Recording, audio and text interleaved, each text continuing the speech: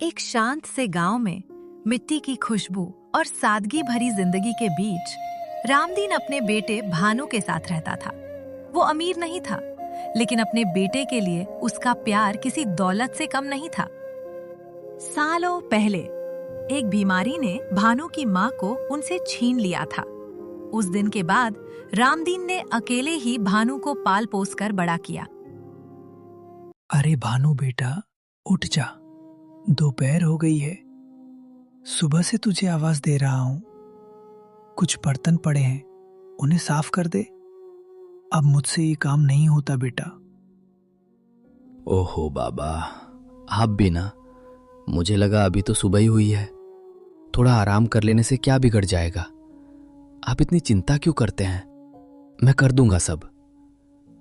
रामदीन की आंखों में दर्द और बेबसी साफ दिखाई दे रही थी। बेटा, अब इस शरीर में ताकत नहीं बची। मैंने जमींदार का काम भी छोड़ दिया है। अब घर का गुजारा तुझे ही संभालना होगा। सीधे क्यों नहीं कहते बाबा? आपको मेरा सोना पसंद नहीं, आप बस मुझे ताने मारना चाहते हैं।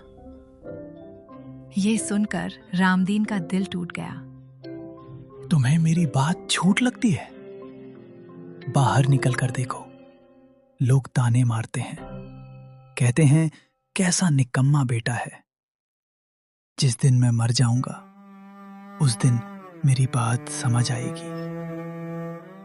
पिता की बात भानु के दिल में चुभ गई। वो गुस्से में घर छोड़कर जंगल की ओर निकल गया। सब मुझे ही गलत समझते हैं। अगर मैं थोड़ा आराम कर लूं तो क्या हो जाता है? वो एक पेड़ के नीचे बैठ गया और धीरे धीरे सो गया। तभी वहां से एक पंडित बाबा गुजरे। उठो मूर्ख, इतने हट्टे कट्टे होकर भी दिन भर सोते रहते हो। क्या तुम्हें अपने जीवन की कोई चिंता नहीं? बाबा, मुझे शांति से रहने दीजिए। याद रखना, तुम पर बहुत बड़ी मुसीबत आने वाली है।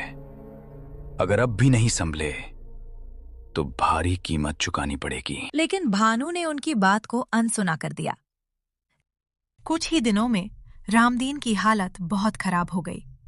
भानु बेटा, शायद अब मेरा समय आ गया है। अपना ख्याल रखना।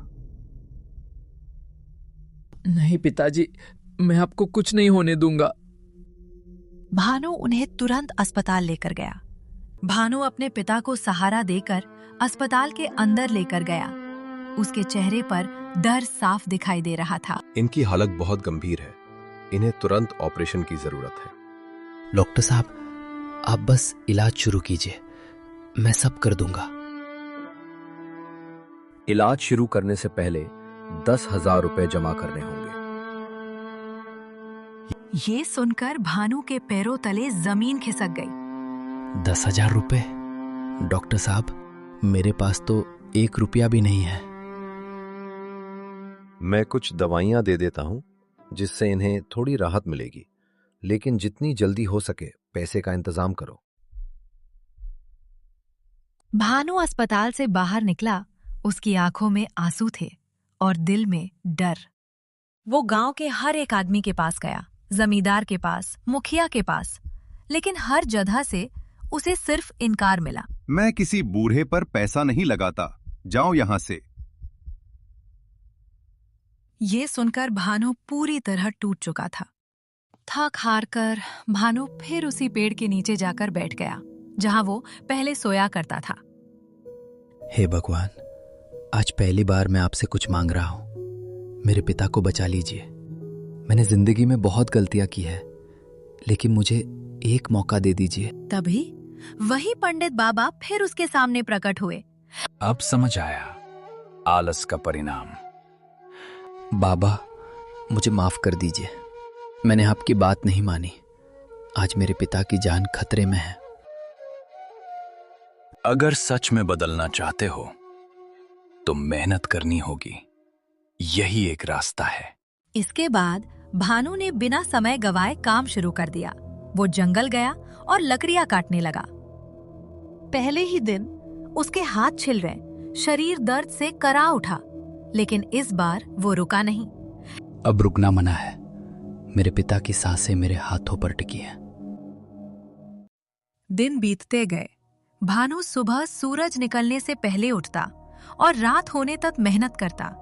जो लड़का कभी दिन भर सोता था, आज वही सबसे ज्यादा मेहनत कर रहा था। कुछ ही दिनों में भानु ने काफी पैसे जमा कर लिए, लेकिन अभी भी थोड़े पैसे कम थे। अभी भी पैसे कम हैं।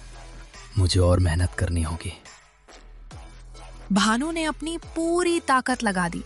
धूप, प्यास, दर्द सब कुछ सहता रहा। आखिरकार उसने सारे पैसे इकट्ठा कर लिए। भानु दौड़ता हुआ अस्पताल पहुंचा। डॉक्टर साहब, ये लीजिए पैसे। मेरे पिता को बचा लीजिए। ऑपरेशन शुरू हुआ। समय जैसे रुक गया था। बधाई हो, ऑपरेशन सफल रहा। भानु की आंखों से आंसू बहने लगे। बेटा, तू बदल गया। नहीं पिताजी, आपकी डांट ने मुझे बदल दिया। जिंदगी में बदलाव लाने के लिए जादू नहीं, सिर्फ जिम्मेदारी और मेहनत चाहिए।